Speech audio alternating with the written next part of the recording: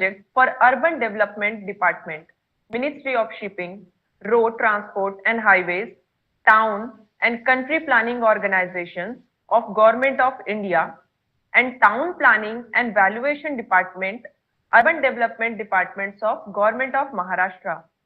She has been instrumental in preparing the standards for urban geodatabase and key member in development and implementation of geoportal for urban projects at MRSAC Nagpur. Other than this, she has worked extensively in remote sensing application projects for resources such as land use, land cover, agriculture, forest, transportation, wetland, wasteland, and archaeology, etc.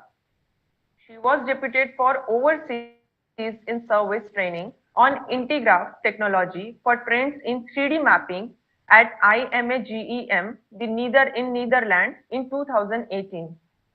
With this brief introduction, I request our respected speaker, Mrs. Sapna Deotale, to please proceed for the session. Please, ma'am. Yeah, thank you, Vibha. I think the terminologies written in my biodata is a bit different for you all academicians. Am I right? Yes, ma'am. Okay. So, good afternoon, ladies and gentlemen.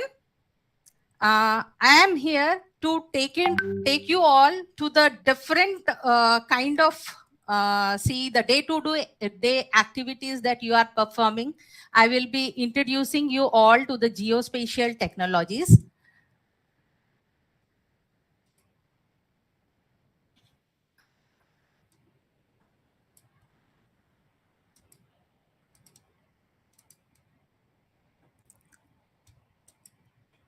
My presentation is visible? No, ma'am. Okay. Yes, ma'am. Yeah.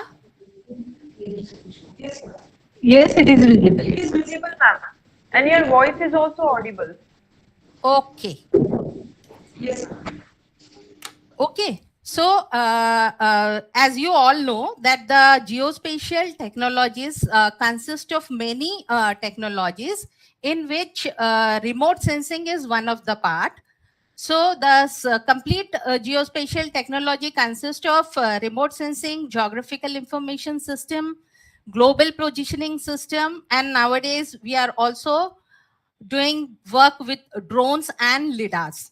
So today I will be talking about the remote sensing technologies and the satellites used in the remote sensing technology. Okay, so I take it granted that many of you are conversant with this remote sensing technology. If not, then let me. I don't think so, madam. Okay. I don't think so. Okay, okay. Then my today's talk will be giving you a slight insight into this technology. Okay, but before proceeding, let me tell you about my organization. It is Maharashtra Remote Sensing Application Center, which is situated in VNIT campus Nagpur. We come under the planning department of Government of Maharashtra, and we help Government of Maharashtra for planning and development. Since this is an application part of the remote sensing technology, all the department of the government, like urban department, agriculture department, forest department, and all the department, transport department, water resources department, everyone needs our help in mapping their present resources and then planning the resources. Okay. So this technology, geospatial technology, is extensively used for planning the resources and its development. Also, this technology can be utilized for the archaeological studies, which help us to take into the history of mankind and civilization. This has the potential to show the non-spatial databases that we generally prepare in Excel sheet or the database or any kind of the database into the spatial database. And in that way, we can integrate the spatial and the non-spatial database and can do wonders in planning and development of all the resources that needs to be seen and then developed. Okay, so I will try to introduce you all to this geospatial technology in a very simple manner. But let me first thank Dr. Hardas and Dr. Savde Madam from Department of Applied Physics to provide me this opportunity to be a resource person for this multidisciplinary short-term training program called Spectrum.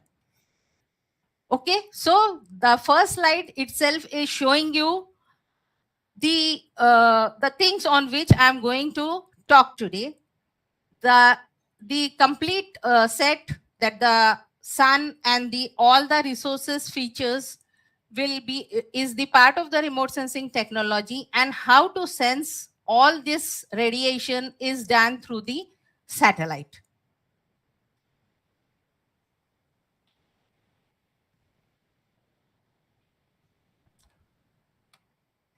Okay, so what exactly is remote sensing?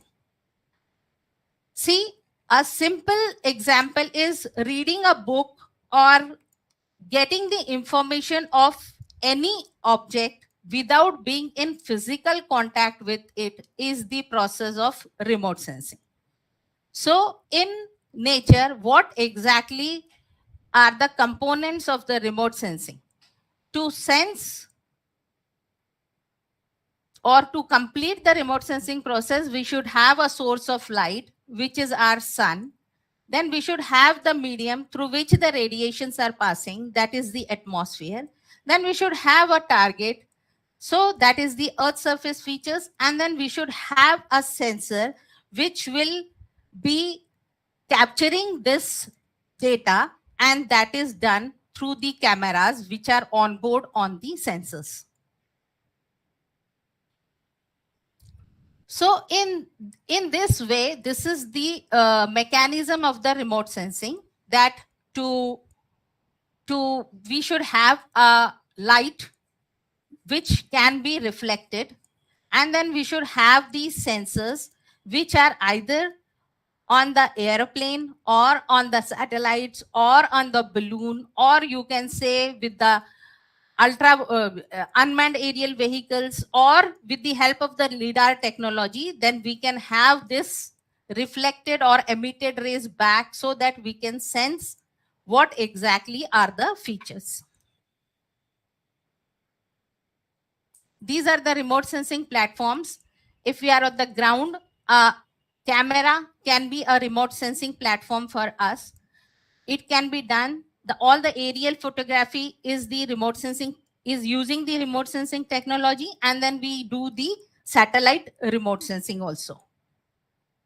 So how the information is extracted or acquired through satellites? The main source of the radiation is the electromagnetic radiation. As we all know, when it falls on any object, 5 things happens. It may be transmitted, it may be absorbed, it may be emitted, it can be scattered, or it may be reflected. So in the remote sensing technology, we are interested in this reflected rays.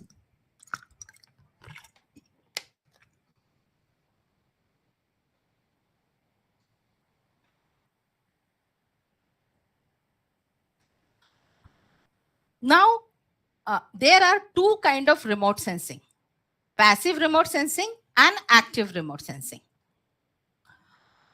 Generally, the optical remote sensing that we say is the passive remote sensing, in which we uses the sunlight for the reflected energy, and then the sensors on board on the satellite or any other platform will sense this energy, and we will get the information about the Earth surface features.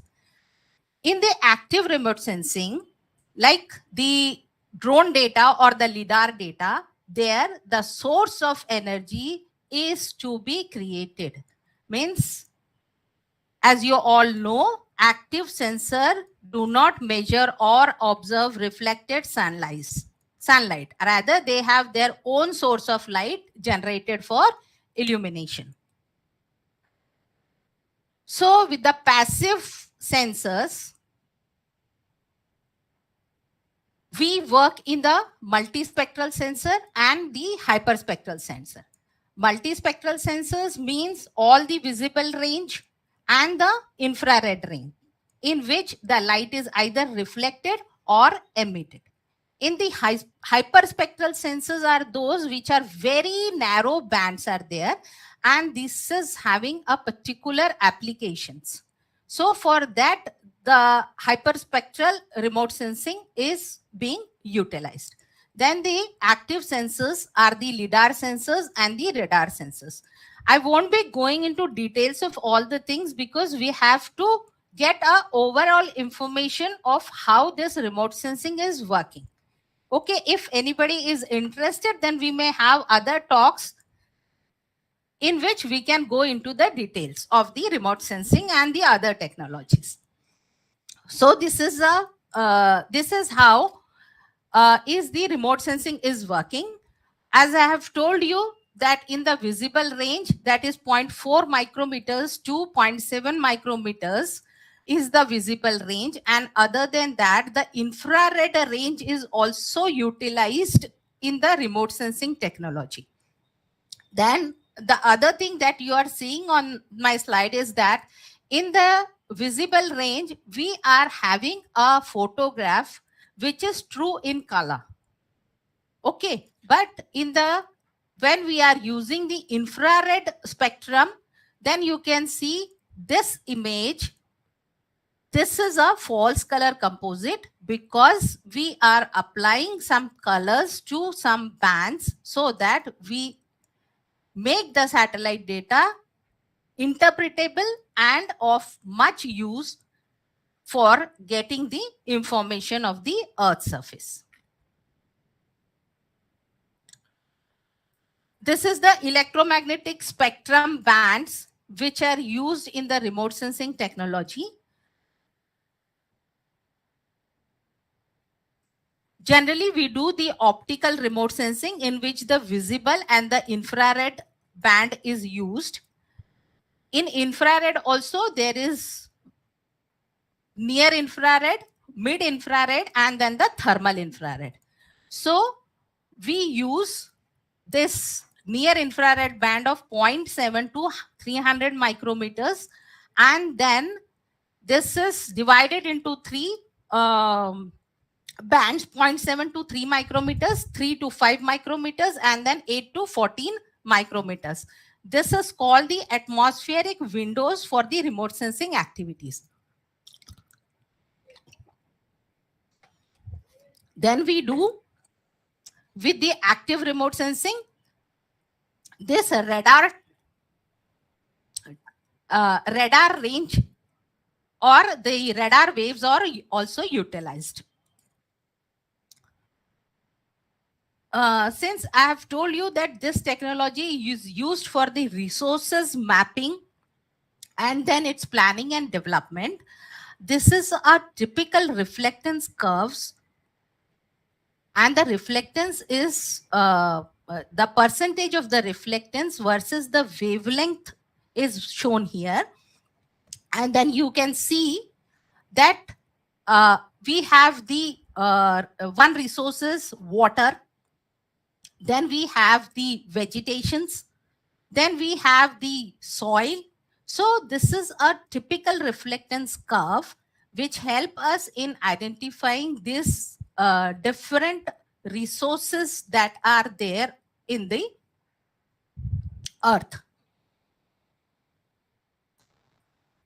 Then you may ask, how the same data or the same reflectance of the different features help in identifying them. So this is the spectral behavior that is important for us.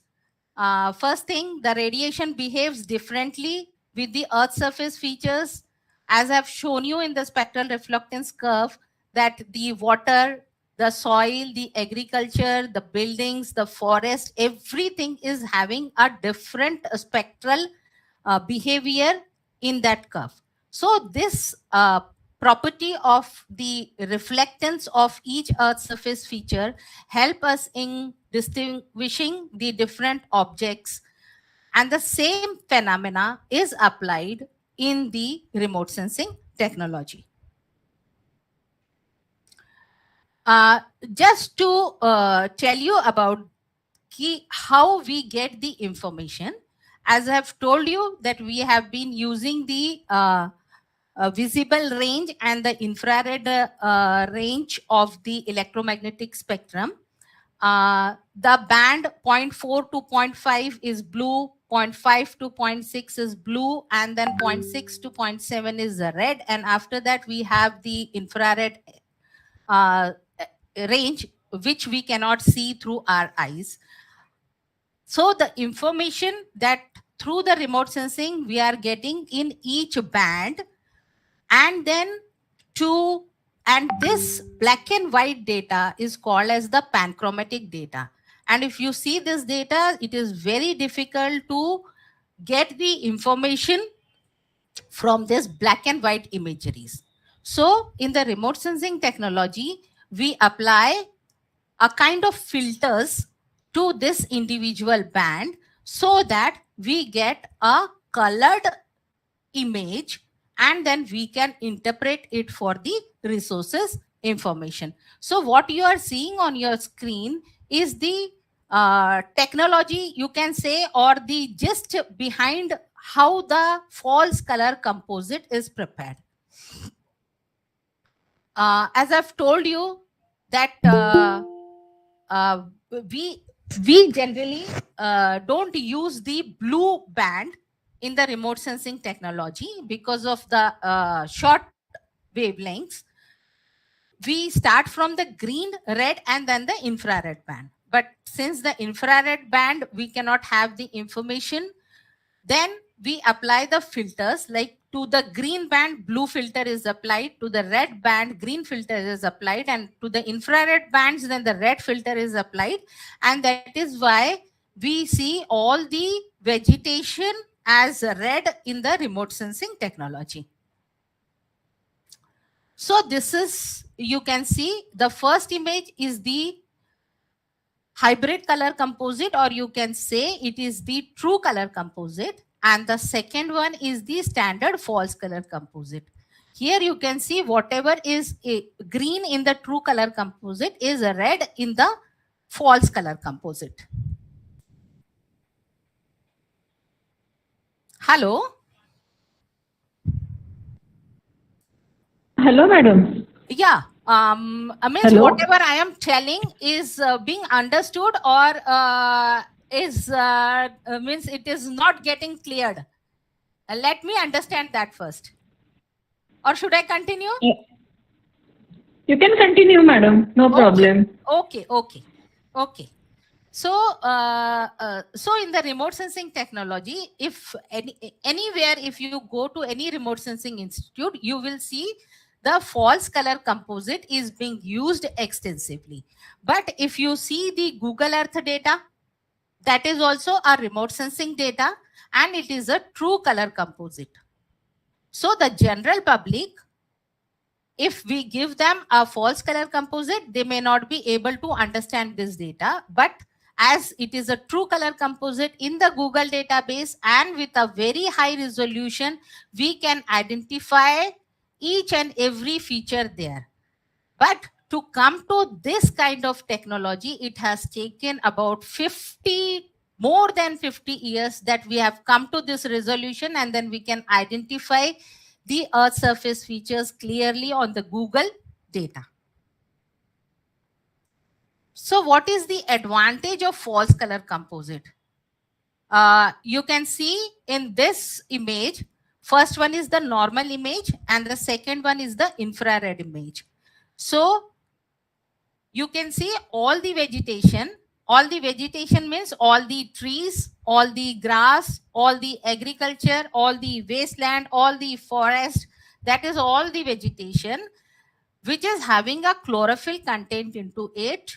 In this, when we apply a red filter to the infrared band, we will get it as a red on the image. The difference here you can see that in that stadium, a turf is there which is green in both the images. And it can tell us that the turf is an artificial one and it is not having any chlorophyll content into it. So this is the kind of advantage that we get while interpreting the remote sensing data when we use a false color composite. Then you may be wondering that how we get the data from the satellites.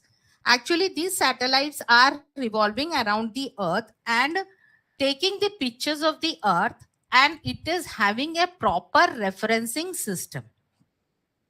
So this referencing system is the path and row of the images. So the ground trace of the satellite image is called the path, and along the path, it is called the rows. So I will show it you in a diagram that now you can see that it is a path 19, path 19, path 18, path 17, and then you can see the rows also there.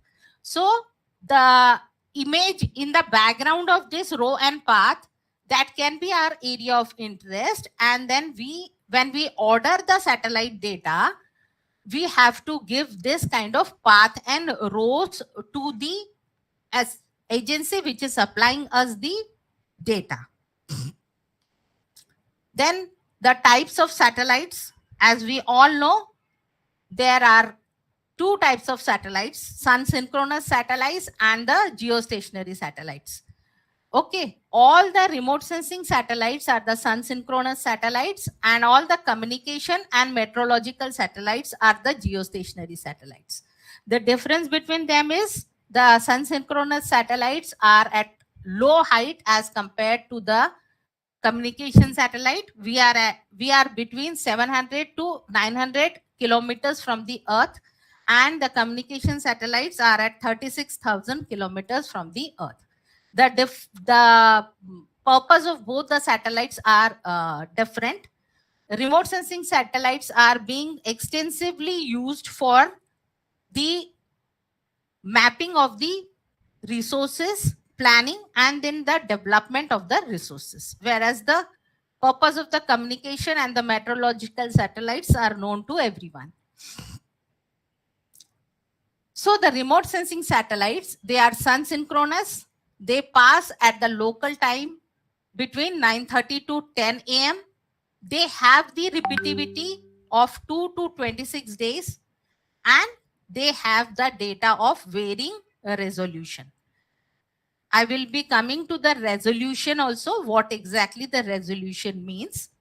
And then varying resolution means low resolution, then the mid resolution and the high resolution data. The application of all the resolution, the data based on the resolution is very different. Then we have this term swath. Swath is the total area which a satellite captures in it one path. Okay, and then the repeativity, because many of the features in which we have to carry the change detection studies, we require the repeativity of the satellite data. You can say if any disaster is happening, before flood, after flood data is required. If we want to see what are the changes that has happened in a period of a year, or you can say in a decade or a 2 decade, then also we require the repeativity. Then here, I will be talking about the launch vehicles, whether it is a polar satellite, means the sun synchronous satellites, or the geostationary satellites, or the expedition to the other planets. We require the launch vehicles to put them into the orbit. and we should be very proud that India belongs to the group of selected countries which are capable of building the launch vehicles. As we all know that, and we have been talking more about the PSLVs and GSLVs. Okay, so this is the polar satellite launch vehicle, which is required whether it is a sun synchronous satellite or a geosynchronous satellite to put them into the orbit. So the PSLV, if you talk about the PSLV, it is capable of launching 1600 kg weight of the satellite into 620 kilometer sun synchronous polar orbit or 1050 kg satellites in geosynchronous transfer orbit. So the mission of every kind of launch vehicle is different. This is about the polar satellite launch vehicle. Then we have GSLV, geosynchronous launch vehicles. This is capable of putting the more weight of satellites into the geosynchronous orbits. And then we all know that it is having a various stages. So I won't be going into much details of this. Then we have GSLV Mark III. The purpose of this is also different. More weight is, if it is to be lifted into the orbit, then we have to go for the GSLV Mark III kind of launch vehicles. Then this is about the geostationary satellites launch vehicle, GSAT-14. And then we have the Earth observation satellites. These are all the names of the satellites which are manufactured or done by our Indian Space Research Organization. Okay, the SARAL. Then we have the SARAL was for the oceanographic study. Then we have RESAT, as the name suggests, radar imaging satellites. Then we have megatrophics for the water cycles, and then we have resources sat to for the resources purpose.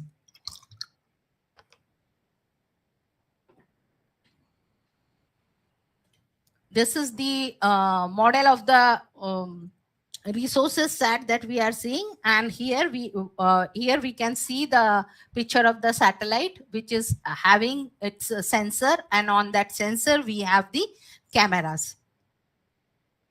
Then this sensor categories. Every satellite is having these sensors, and the name of the sensors are different, and that name depends upon what type of the resolution that is having. So this is the example of the sensors which are there on the Indian remote sensing satellite. First one is called LIS-3, Linear Imaging Self-Scanning Sensor, which is having a resolution of 23 meters, and it is a multispectral sensor. Then I've told you about the PAN. PAN is the panchromatic mode. Here the resolution is more, which is 5 meter, and then we have the revisit capacity also. And then in our technology, in the remote sensing, if we want to have a resolution of PAN and then the color imaging of the list, then we merge these two data and prepare a merged product for interpretation, or to have the understand the resources more with the more resolution of the data.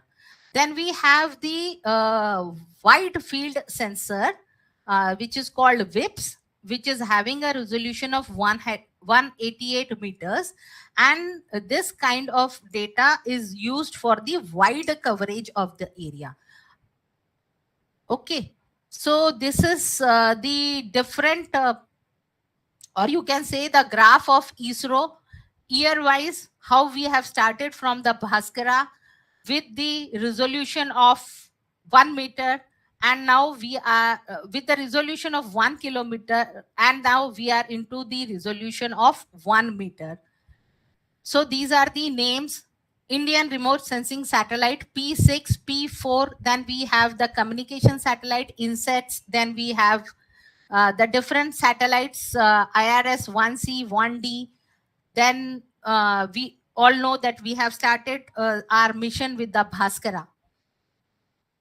So to tell you about the resolutions with the Indian remote sensing satellites and the foreign satellites.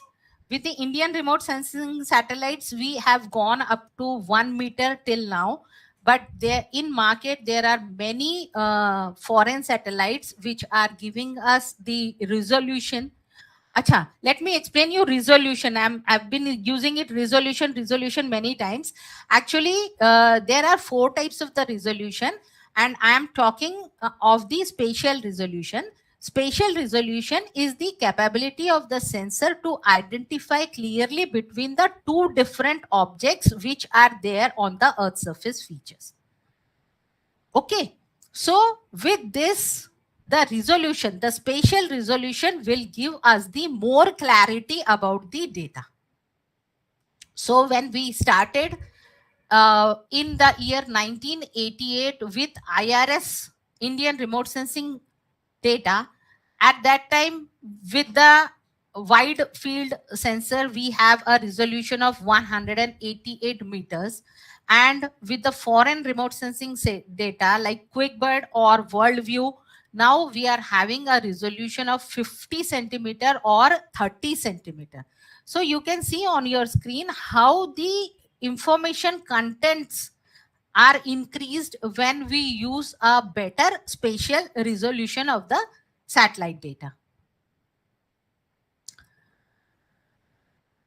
So till now, I was talking about the remote sensing satellites. Our center, Indian Space Research Organization, is not only into the remote sensing satellites, it is there in the navigational satellites also. And then we have the communication satellites, then we have the other planet missions also with the which are executed by the Indian Space Research Organization. So in the navigation, we all know that global positioning system that we see in our mobiles, we all know that it is from the Russian GLONASS or from the American standards. But India is also developing its navigation system, and it is called Indian Regional Navigation Satellite System. And then we also are developing, or we have developed this Gagan, which is jointly done with the Airport Authority of India. Then we have the space mission. We all know Mars Orbiter or the Chandrayaan, and how we have done it, and what are the merits or what are the demerits of all these kind of the space technologies. We all know about this. So other than this, that once we have prepared the satellites, then we should have the ground facilities also to get the information that are being captured by the sensors on the satellites. So these are the ground facilities. We have talked about the launch facility, the data reception, the data capturing facility. Now we will be talking about the data reception, dissemination, the tracking facility, and how the data is analyzed. So this is the launch facility. We all know this is Satish Dhawan Space Center at Sriharikota, from where we launch all the satellites using the launch vehicle PSLV, GSLV, etc. Then this is the tracking facility, which is at many places like Bangalore, Lucknow, Sriharikota, and Port Blair, Tiruvananthapuram. And other than these facility at India, we have given the facility of tracking to Mauritius, Russia, and Indonesia also.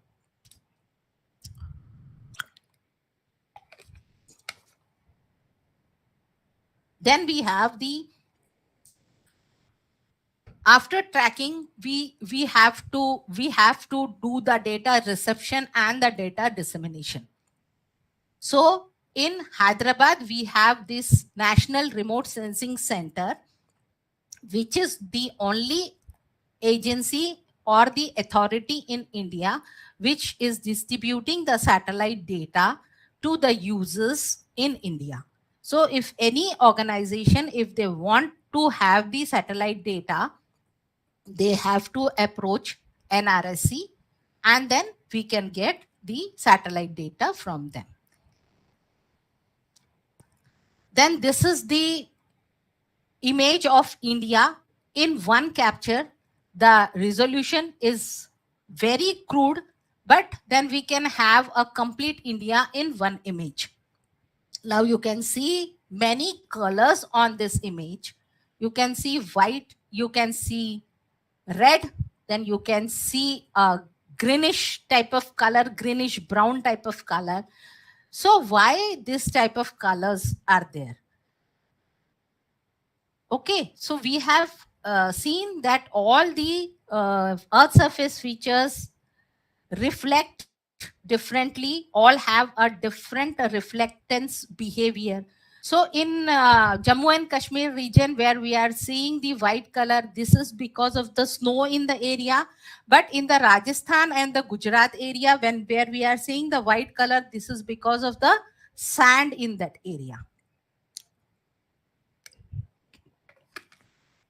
Then in the complete Ganges, you can see the red color. This is because of the ample agriculture in that area. This is the Maharashtra from the satellite data. And then you can see this, the two different colors are there in the satellite image for the same area. This is because these two images are of two different seasons. And for the purpose or for different resources, we have to order accordingly what kind of resource is to be studied with the satellite data. That decides which kind of satellite data we should order. In both the images, you can see the eastern Maharashtra and the western Maharashtra is very green, and that is why we are seeing the dark red color in both the images.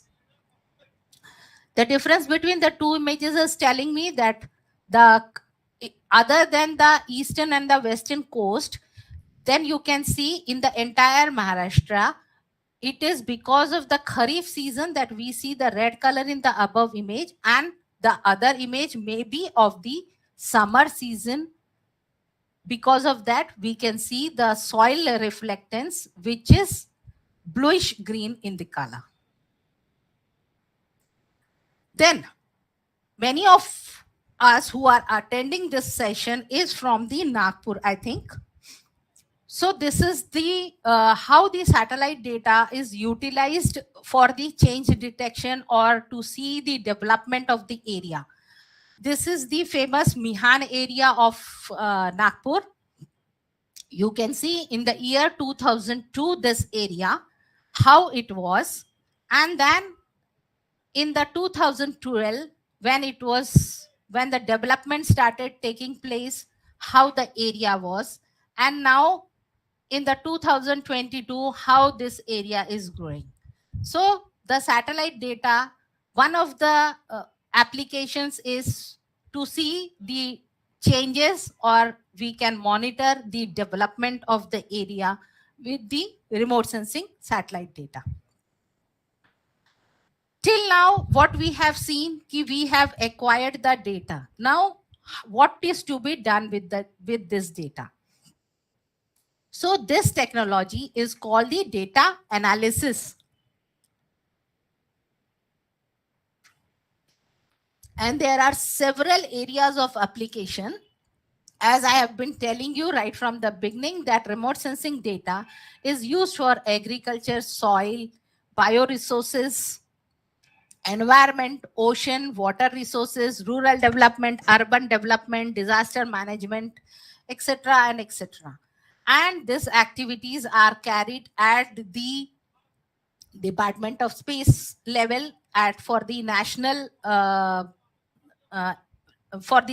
projects, and Then we have all the state remote sensing center, and Maharashtra is one of the state remote sensing center.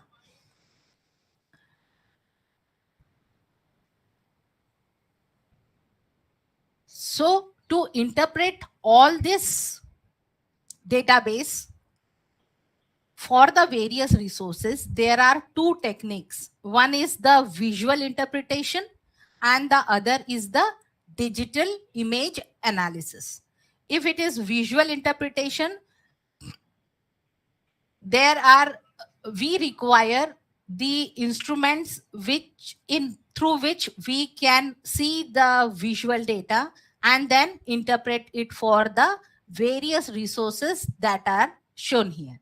And in the digital image analysis or digital image interpretation, we should have a computer system, and there are softwares in which we train the software how to interpret the digital images. If it is a visual interpretation, then we get the database in the picture format. And if it is a digital image interpretation, then the database is in the DN numbers, digital numbers. So if we get a satellite data like this, it will not be understood by many of us. And because of that, the remote sensing technology comes into play, and then we interpret this data into the classes like dense vegetation, medium vegetation, poor vegetation, or open spaces, or water bodies, or roads, or urban, rural. So which is understood by the common people, and then this remote sensing satellite data is understood and can be used for the development and a planning purpose. So this is in short the complete remote sensing technology that I have told you. We have the source of energy as the sun, and then with the help of satellite,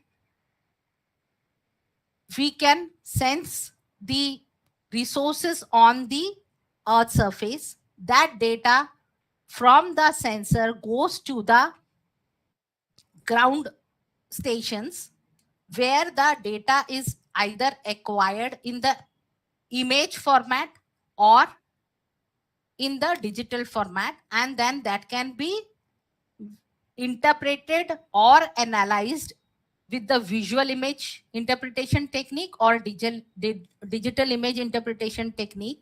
And then all these databases that we call as the spatial database in this geospatial technology, that when it comes in integration with the other, can be utilized for the development and planning of the resources databases. So what is the elements of the image interpretation? Whether we are using a visual interpretation technique or a digital image technique, the elements of image interpretation is very essential, that a interpreter who is interpreting the remote sensing data should understand what is to be taken or what is to be done with this satellite data. So there are many elements that is to be taken into consideration while interpreting or while extracting information from the satellite data. They are tone, shape, size, pattern, texture, shadow, and association. The definitions are written here, but I think in this you will understand it more. Texture. What is a texture? So if we can have the smooth texture, or we can have the coarse texture. Right in this image where the texture is written, you are finding this as a coarse texture, because the thing that you are seeing here are the trees of some forest area. Wherever the forest is degraded or it is an open forest, you can see the scanty vegetation here, and wherever the dense forest is there, you can see the dense texture of the trees here. If it is a agriculture land, then you will have the smooth texture. So this is one of the element to identify the image, how the features are extracted. Then the second thing is we see for the pattern. Everything is having some pattern. If it is a agriculture land, it will be either rectangular, it will be square. So that kind of pattern is taken into consideration. Right now you are seeing here, it is a plantation of something. So you can see all the rows, all the plantation is done in the row. So this is also one of the identification key pattern. Then with the help of shadows also, you can interpret the data. Here you are seeing the in the example of shadow, this is the Taj Mahal, and the shadow is telling us that how heighted these minars are. This is also one of the element. Then we have the tone, we have the shape, we have the color, and then we have the association also as the image element for the interpretation, whether we are applying the visual image technique or the digital image technique. Okay, then I was talking to about the resolution of the satellite data. This is also very important, and in remote sensing, 4 resolution are very important. That is spatial resolution, spectral resolution, radiometric resolution, and temporal resolution. Spatial resolution, I have already told you, key. It is the capacity to distinguish between the 2 pixel or 2 features on the earth.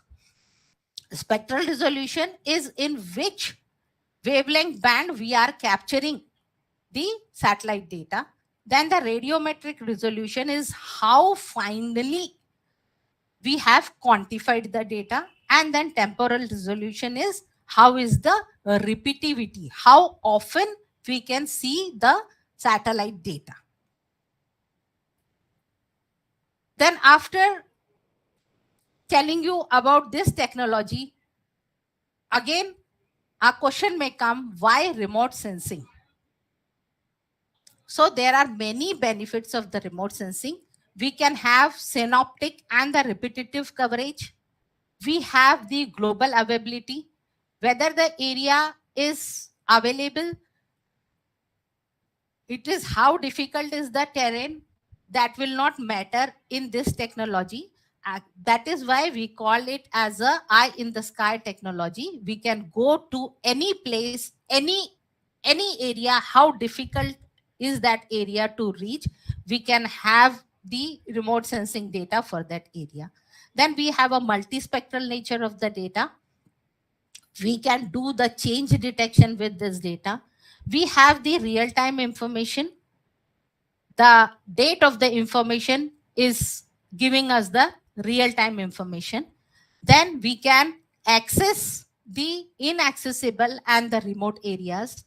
Then this technology is very effectively, you can say, can be interface with the other technologies like geographic information system, global positioning system, photogrammetry means the 3D of technology in this area.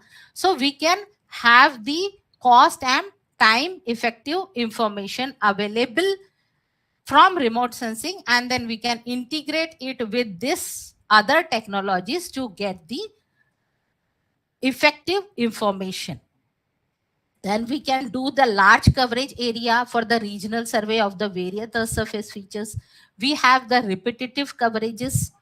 Then the data acquisition over inaccessible area is also possible.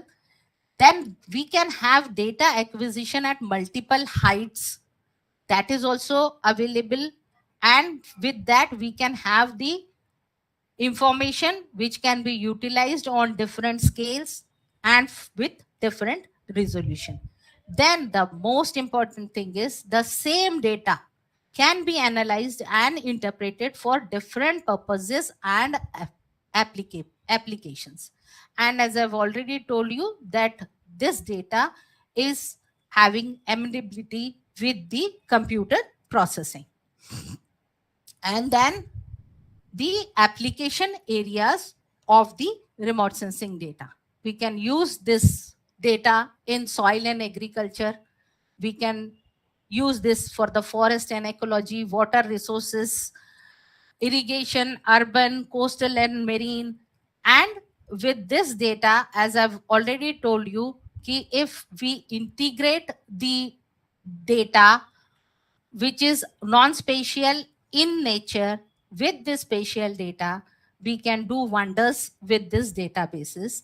We have been using this data for the health services, for the education purpose, for monitoring of the rains.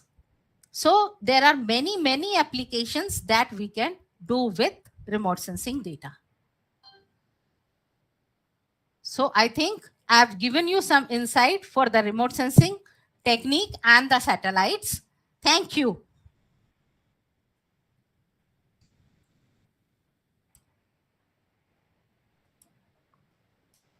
Thank you so much, ma'am. Now the panel is open for discussion. If anyone is having any query, they can ask.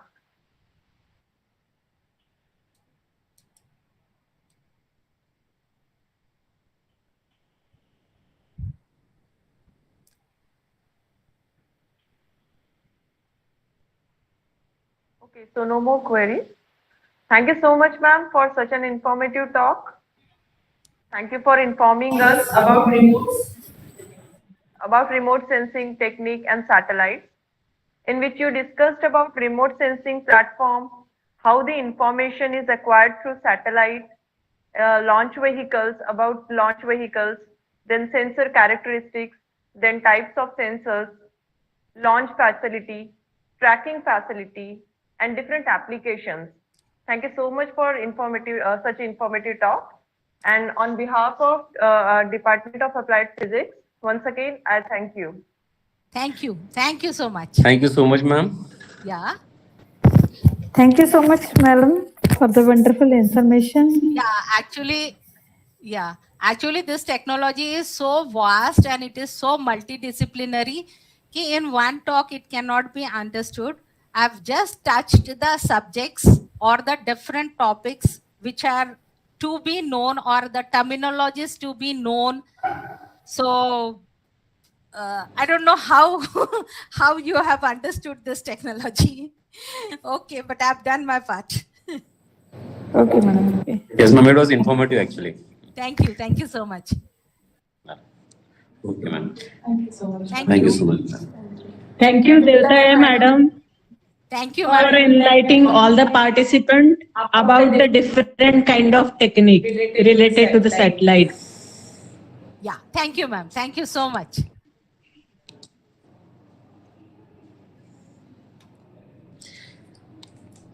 Okay, now we can end the meeting. Sarvake, please end the meeting and please end the YouTube live. Sarvagya Shubham. Okay.